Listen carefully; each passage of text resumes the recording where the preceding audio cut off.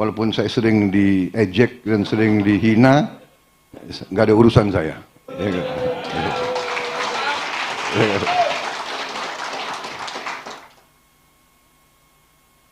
Saya tadinya agak sedikit shock waktu saya dapat nilai 11 dari 100.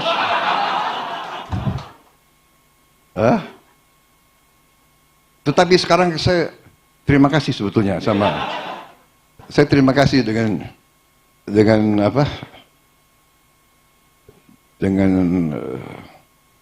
rival-rival saya kemarin itu. Semakin mereka ngejek saya, semakin rakyat cinta sama saya. Gitu. Ya. Maaf, ini saya kok kurang sistematis ya. Aduh, grogi saya soalnya begitu banyak orang-orang alim di sini. Iya kan?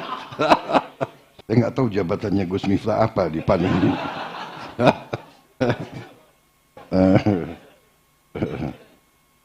Guru spiritual Pak Gus Miftah Maulana Habibur Rahman. Assalamualaikum warahmatullahi wabarakatuh. Sebagai insan yang bertakwa, marilah kita tidak henti-hentinya memanjatkan puji syukur kehadirat Allah Subhanahu wa taala. Kita masih diberi kesehatan, masih diberi nafas untuk sore hari ini berbuka puasa di markas besar PAN dalam keadaan sehat walafiat, tidak kekurangan sesuatu apapun. Salawat dan salam kita haturkan kehadirat junjungan kita, baginda Nabi besar Muhammad Rasulullah Sallallahu Alaihi Wasallam yang telah memberi kepada kita agama dan peradaban. Saudara-saudara sekalian, saya ucapkan terima kasih yang sebesar-besarnya atas undangan ini berbuka puasa di Partai Amanat Nasional. Ini adalah sesuatu peristiwa yang agak khas karena ini adalah undangan buka puasa bersama yang pertama di luar lingkungan saya setelah saya menerima keputusan KPU sebagai presiden terpilih dan Mas Gibran Rakabuming Raka sebagai wakil presiden terpilih dalam pemilihan presiden yang baru lalu kita laksanakan bersama. Saudara-saudara sekalian, saya hadir di sini, saya melihat wajah sahabat-sahabat saya yang telah berjuang bersama saya cukup lama, yang selalu memberi kepercayaan di atas pundak saya, yang selalu setia kepada saya, dan kita cukup merasakan artinya kekalahan, tapi sebagai pendekar,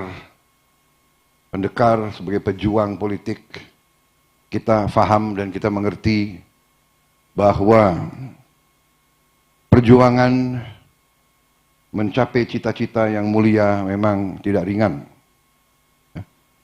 Penuh dengan rintangan, penuh dengan cobaan, penuh dengan kekecewaan, penuh dengan kesedihan. Tapi kita juga faham, kita mengerti bahwa memang itulah jalan bagi mereka yang ingin memperjuangkan cita-cita yang mulia. Saudara-saudara sekalian, PAN memang bisa dikatakan adalah partai religius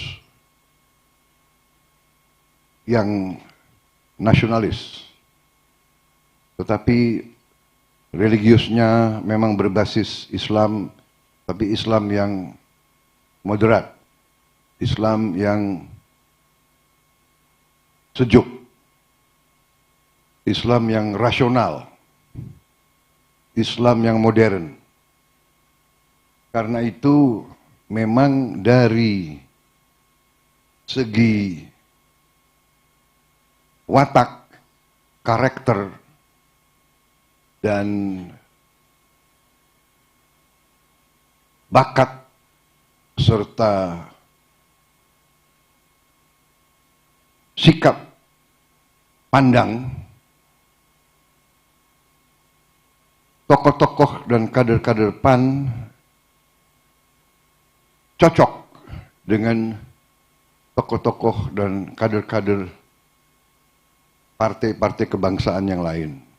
Karena itu PAN itu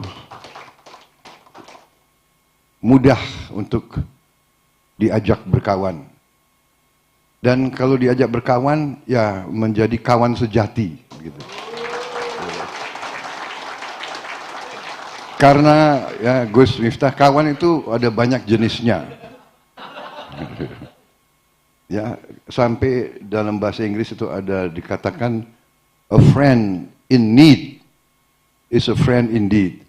Kawan sejati adalah kawan di saat susah. Kalau di saat baik, di saat senang, kawan banyak sekali. Yang nggak pernah nongol sekian tahun, nongol semua sekarang. Yang repot nongol, bawa daftar titipan lagi. Ya, jadi, ya saya dikatakan, Pak Jokowi mengatakan, ya Mas Bowo, ya itulah nanti, Mas Bowo siap-siap aja. Apalagi masa pengalihan ini kan cukup lama, 7 bulan. Tiap hari ada yang minta ketemu, ujungnya juga Tapi begini, saudara-saudara sekalian, ya. Apa yang mendorong kita? Jadi saya, maaf ini saya kok kurang sistematis ya. Aduh, grogi saya soalnya begitu banyak orang-orang alim di sini. Iya kan? Soalnya ini saya latar belakangnya agak abangan sebetulnya. Gak apa-apa ya, berarti saya agak agak rewind sedikit boleh. Yang saya hormati Bapak Zulkifli Hasan, Ketua Umum Partai Amanat Nasional, kawan saya, wakil saya dahulu kala, Pak Atta Rajasa, Ketua Majelis Penasihat Partai, Ketua Dewan Pakar Bapak Derajat Wibowo,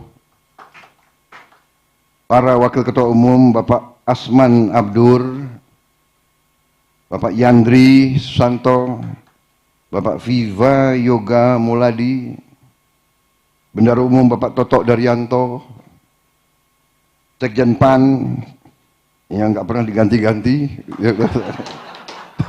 Pak Edi Suparno,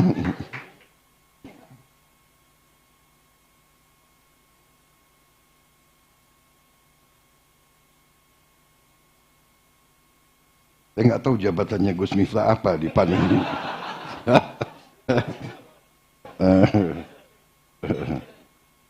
Guru spiritual Pak Gus Miftah Maulana Habibur Rahman. Para pengurus Partai Amanat Nasional, perempuan-perempuan PAN dan seluruh kader yang saya hormati dan yang saya banggakan. Tadi kita bicara dengan kawan-kawan ya, jadi saya merasa benar-benar selalu nyaman di kalangan PAN ini di mana-mana. Dan PAN saya lihat di daerah-daerah juga selalu hadir, selalu setia. Dan karena itulah sekarang saudara-saudara mungkin akan melihat bahwa Prabowo Subianto tidak akan pernah melupakan mereka-mereka yang berjuang di sana. Jadi nanti Pak Zulkifli Hasan dan Pak Hatta akan mungkin kaget, ya kan, dalam menyusun atau mengajukan. Mungkin yang diminta X, mungkin yang dikasih bisa lebih dari X.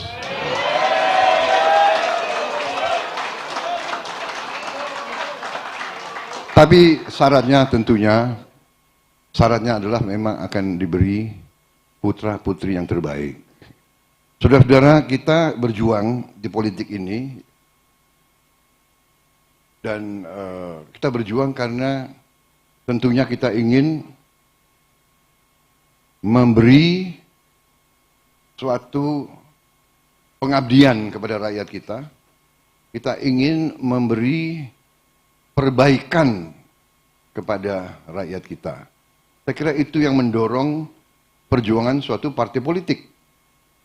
Kalau tujuan kita hanya untuk kita berkuasa, ini menurut saya ujungnya mungkin tidak bagus. Tidak bagus bagi bangsa kita dan rakyat kita. Kalau semua partai politik dipimpin oleh elit partai yang tujuannya adalah ingin mencari kekuasaan untuk kekuasaan. Power for the sake of power. Ingin mencari kekuasaan hanya untuk kekuasaan, lebih-lebih mencari kekuasaan untuk memperkaya diri, memperkaya keluarga, dan memperkaya kelompok. Ini ujungnya tidak baik untuk bangsa. Ini adalah pelajaran sejarah yang bisa membawa suatu negara ke arah kemakmuran adalah pemimpin-pemimpin yang utama adalah pemimpin-pemimpin yang bersih, yang jujur, yang capable, yang bisa membawa kebaikan bagi rakyat dan masyarakat. Itu adalah pelajaran sejarah peradaban manusia. Kuncinya adalah di pemimpin. Kalau pemimpin-pemimpinnya bersih, capable, suatu bangsa bisa sangat bisa berhasil. Masalahnya adalah letaknya di situ. Karena itu partai-partai politik harus menjadi atau merupakan wadah, wahana untuk mencari pemimpin-pemimpin yang seperti tadi itu. Bersih, capable, cinta tanah air, ingin berbuat untuk rakyat. Itu adalah nanti partai politik yang menjalankan fungsi yang benar bagi suatu negara, dan pemimpin yang muncul itu adalah pemimpin-pemimpin yang benar-benar bisa membawa transformasi, kemajuan, dan perbaikan hidup. Ini pelajaran sejarah. Pemimpin yang berhasil, yang saya juga pelajari dari banyak literatur, tapi saya juga mengalami sendiri, saya melihat sendiri, pemimpin yang berhasil adalah pemimpin yang mendahulukan kepentingan yang lebih besar dari dirinya dan keluarganya. Itu pemimpin yang berhasil. Pemimpin yang berhasil adalah pemimpin yang mendahulukan kepentingan yang lebih besar dari dirinya sendiri.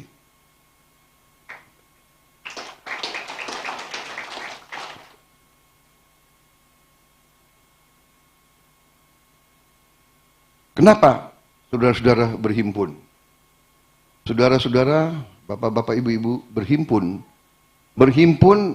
dalam suatu wadah ini, pasti saudara-saudara terdorong oleh suatu cita-cita, suatu idealisme ingin melihat perbaikan dan peningkatan hidup bangsa kita. Ada, pasti. Di Gerindra juga banyak.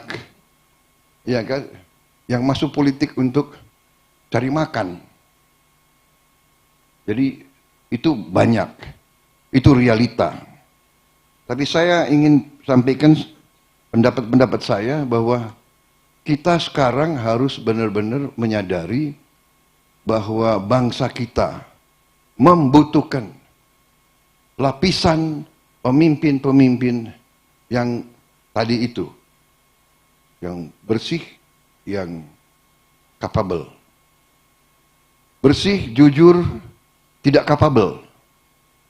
Ibarat nahkoda, kapal, ya kan, yang hatinya baik, berakhlak, tapi tidak bisa navigasi kapalnya. Ya, tabrak juga.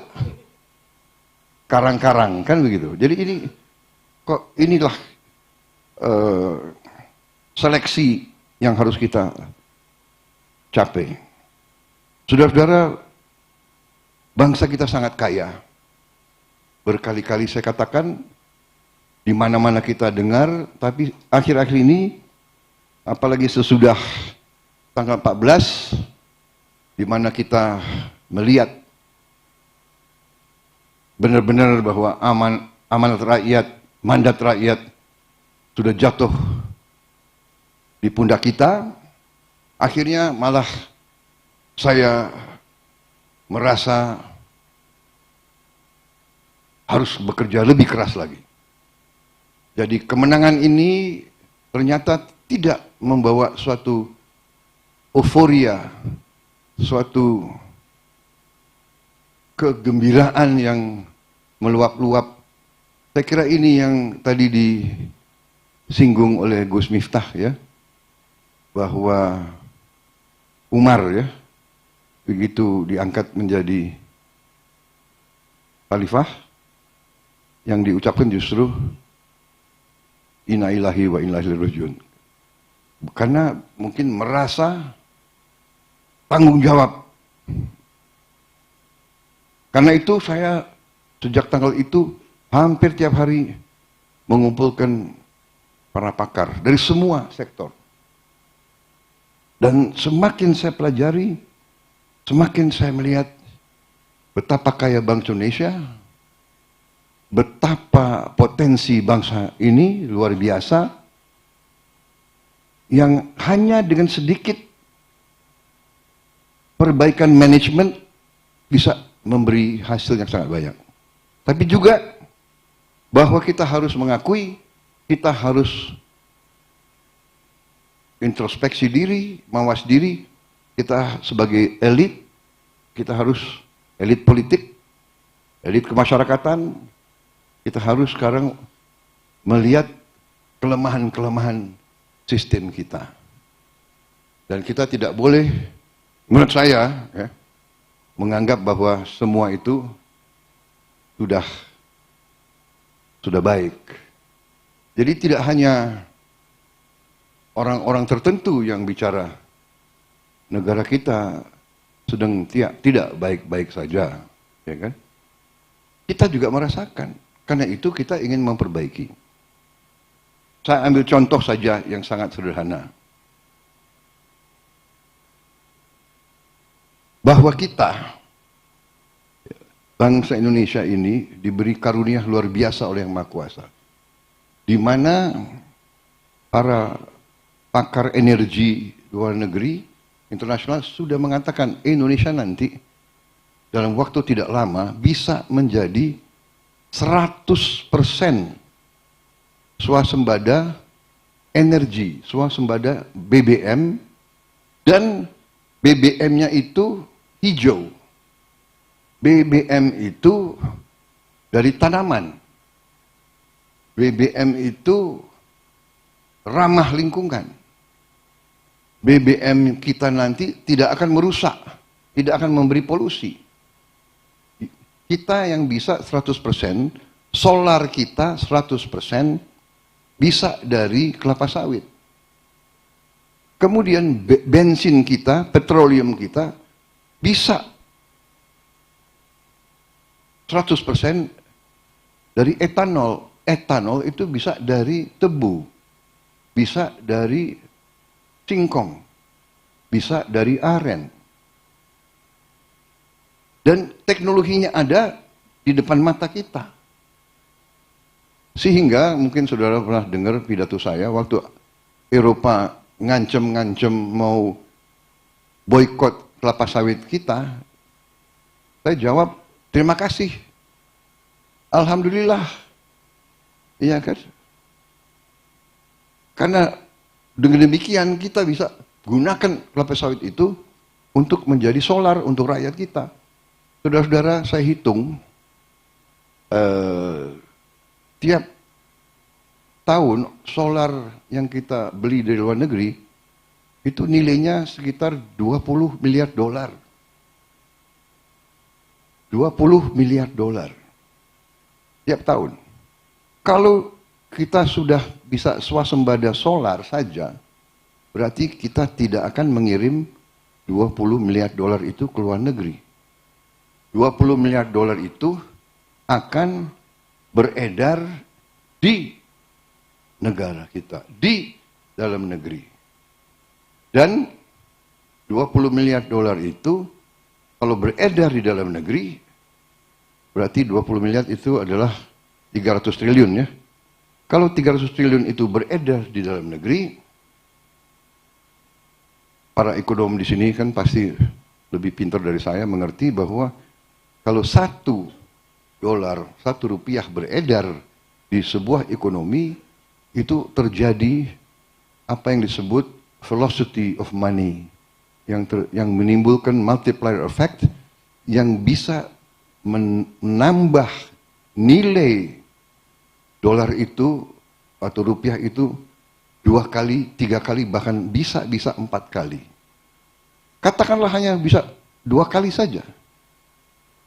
Berarti kalau 300 triliun beredar, itu nanti dampaknya bisa menimbulkan nilai 600 triliun. Katakanlah 300 triliun saja.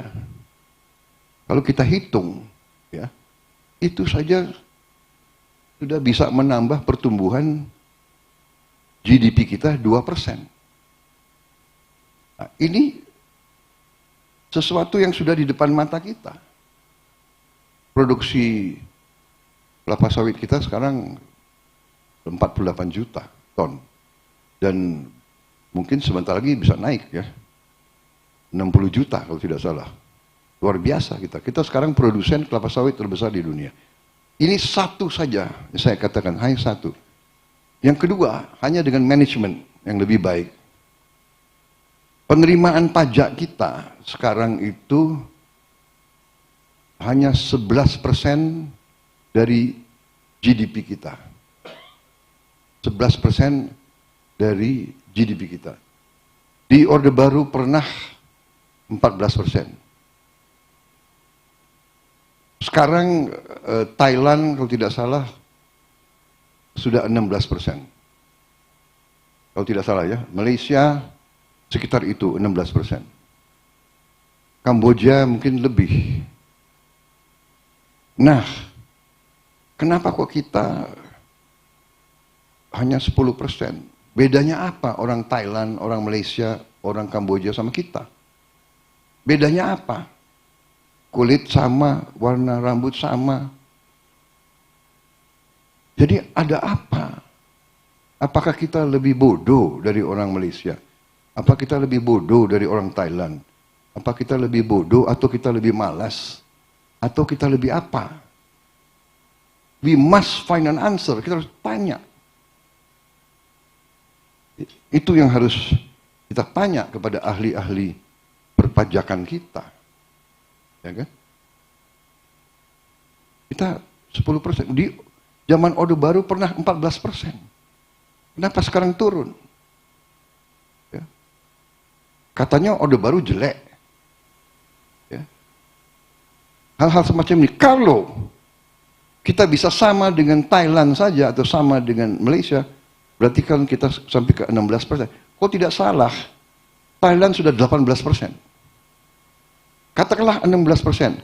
Kalau kita naik dari sekarang 10,8, 11%, kita naik ke 16%, berarti kan naiknya 5%.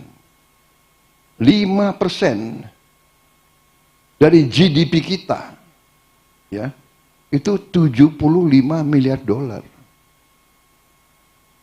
Hanya dengan perbaikan manajemen. Pasti para pakar nanti bisa menemukan. Ya. Mungkin dengan tambah komputerisasi, pakai digitalisasi, pakai banyak yang bisa di. Tapi itu jadi naiknya itu bisa langsung 75 miliar dolar. Apalagi kalau bisa sama dengan Vietnam. Mungkin kita naiknya bisa 90 miliar dolar. Begitu kaya bangsa kita ini sebetulnya. Luar biasa. Jadi saya sudah lihat angka-angkanya, ya. GDP kita naik. Berapa tahun yang lalu hanya 1.300, 1.400. Tahun 25 diproyeksikan, kalau nggak salah sekarang sudah 1.500. Sudah 1.500 ya. Sebagai contoh, dalam undang-undang kita sekarang diwajibkan mengalokasi 20% APBN untuk pendidikan.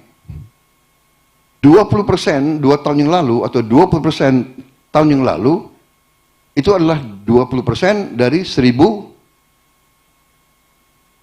triliun. Sekarang ini 20% dari 1.500 triliun. Artinya naik. Jadi kita punya uang yang bisa dipakai untuk macam-macam. Itu kira-kira yang ingin saya sampaikan, saudara-saudara. Tadi disinggung masalah salah satu program strategis yang saya bersama Koalisi Indonesia Maju mengusung, antara lain makan bergizi untuk anak-anak Indonesia.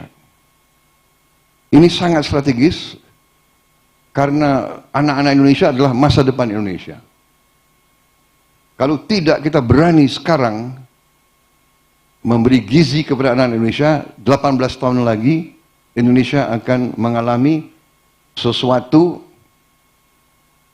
warga negara, suatu bangsa yang lemah. Lemah fisik, lemah otak. Kalau kurang protein di saat masih anak-anak, sel otak tidak berkembang, sel tulang tidak berkembang, sel otot tidak berkembang.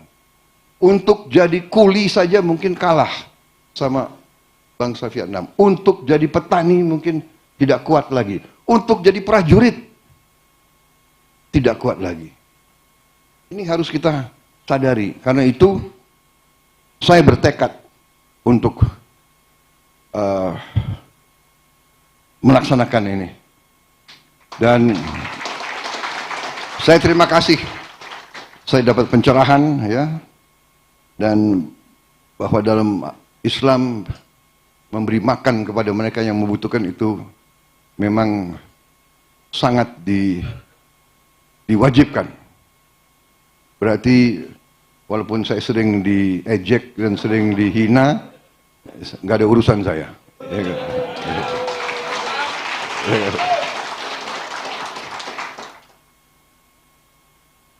Saya tadinya agak sedikit shock waktu saya dapat nilai 11 dari 100.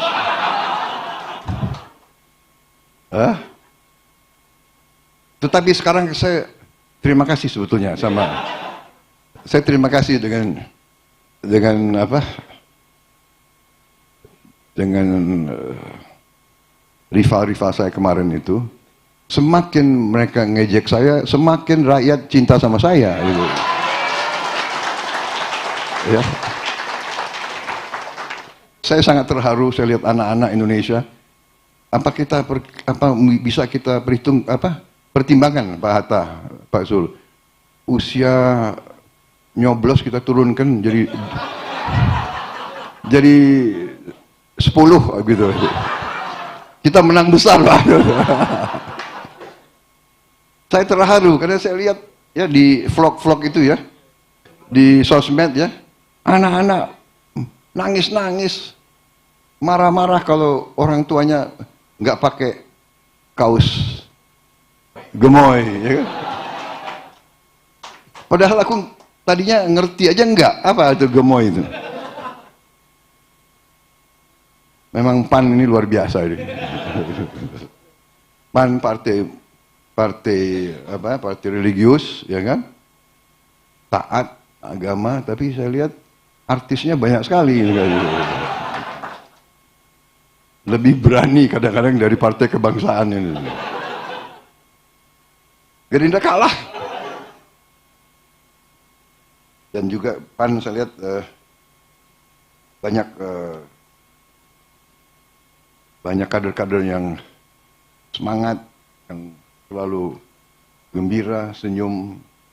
Jadi inilah saya kira watak bangsa Indonesia, keinginan rakyat kita ingin pemimpin-pemimpin selalu gembira, selalu senyum, selalu rukun. Itu yang kita rasakan, ya kan? Mereka yang mau pakai pola politik yang selalu antagonistis, selalu marah-marah, selalu caci maki, saya kira iya nggak mengikuti zaman, tidak merasakan apa yang diinginkan oleh rakyat. Rakyat kita tidak suka, rakyat kita suka pemimpin yang rukun. Ini juga membutuhkan waktu lama bagi saya untuk belajar. Jadi saudara-saudara, saya mau minta maaf kepada PAN ya, seolah bahwa saya mungkin kurang menghormati pengorbanan PAN. Tetapi alhamdulillah sekarang kita diberi kesempatan ya. Kesempatan ini harus kita manfaatkan dengan sebaik-baiknya. Harus kita buktikan kepada rakyat Indonesia bahwa di tangan yang benar, di tangan yang ikhlas, kumpulan suatu tim, suatu lapisan orang-orang yang niatnya baik, yang hatinya bersih, kita bisa berbuat banyak. Kita bisa benar-benar tadi kekayaan yang begitu berlimpah-limpah kita kelola dengan sebaik-baiknya. Dengan secara akal sehat, kita investasi ke yang benar, yang produktif, yang bermanfaat bagi bangsa kita, dan kita atasi segera kesulitan-kesulitan rakyat. Kita harus swasembada pangan. Tidak ada alternatif. Tidak ada alternatif. Saya bicara sudah puluhan tahun. Swasembada pangan, swasembada pangan, swasembada pangan. Puluhan tahun. Dan saya diejek. Dan sempat ada elit, tokoh-tokoh Indonesia yang mengatakan tidak perlu. Cukup import dari bangsa lain. Luar biasa itu. Heran saya ada pemimpin Indonesia yang menganjurkan lebih baik import daripada swasembada. Kalau situasi kedaruratan, ya ada kekurangan, kita import terpaksa. Tapi bukan import tanpa kita berjuang untuk swasembada. Saudara-saudara sekalian, ya kan? Pemikiran ekonomi neoliberal, free market, perdagangan bebas, iya. Dalam keadaan ideal. Dalam keadaan tidak ideal, tidak akan berlaku. Kalau terjadi perang di mana-mana, dan sekarang terbukti terjadi perang di mana-mana, ya kan? Semua negara tutup. Yang punya produksi tidak akan izinkan pangan keluar dari negaranya. Kita bagaimana kalau kita tidak punya cadangan kita sendiri? Ini adalah akal sehat yang Maha Kuasa memberi kepada kita. Lahan yang cukup, manajemen, political will, kehendak politik. Jadi saya yakin bersama PAN, bersama teman-teman dari Koalisi Indonesia Maju, kita akan wujudkan apa yang dituntut, apa yang diperlukan oleh bangsa kita. Untuk merdeka, untuk mandiri, kita pertama harus mandiri pangan. Lucu, negara mengatakan dirinya merdeka, tapi tidak bisa memberi makan kepada rakyatnya sendiri. Lucu, harus import. Ini harus kita perbaiki. Dan saudara-saudara, ternyata saya sudah bicara dengan beberapa pakar, ya. Saya bicara, diberi penerangan kepada Menteri Pertanian yang sekarang, yang saya anggap sangat kuasai masalah pertanian. Dalam 3 tahun, insya Allah kita akan kembali swasembada. Dan setelah itu, dalam 4 tahun, 5 tahun, kita akan menjadi lumbung padi dunia. Saudara-saudara. Di banyak bidang, jadi saya kira saya tidak terlalu lama lagi, ya. Ini hanya karena saya ingin menyampaikan kepada teman-teman PAN, terima kasih atas dukunganmu, terima kasih atas kesetiaanmu, terima kasih atas kepercayaanmu kepada saya, terima kasih atas kepercayaan Anda semua kepada diri saya. Merasa benar-benar terhormat, saya merasa benar-benar terharu. Karunia yang diberikan Yang Maha Kuasa luar biasa kepada bangsa kita, luar biasa. Rumput laut bisa jadi plastik, rumput laut bisa jadi bahan petuah-petuah nenek moyang kita. Petuah-petuah nenek moyang kita. Ingat, ilmu padi semakin berisi, semakin menunduk. Semakin diberi kepercayaan, semakin waspada, semakin bertekad untuk menjaga, jangan sampai mengecewakan kepercayaan itu.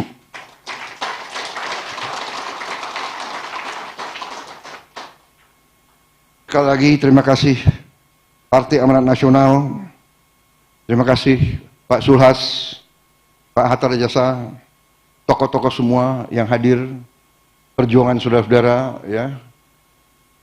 Mari kita berbuat yang terbaik untuk bangsa kita.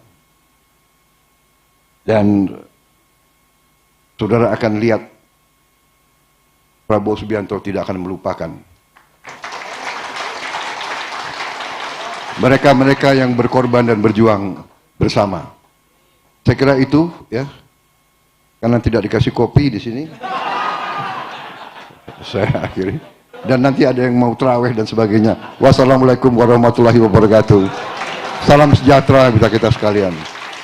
Ya, semoga Allah SWT selalu melindungi keluarga besar Partai Amanat Nasional, selalu diberi kebaikan, selalu diberi jalan yang terbaik.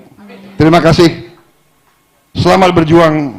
Mari kita berjuang bersama untuk bangsa dan rakyat Indonesia yang kita cintai. Terima kasih.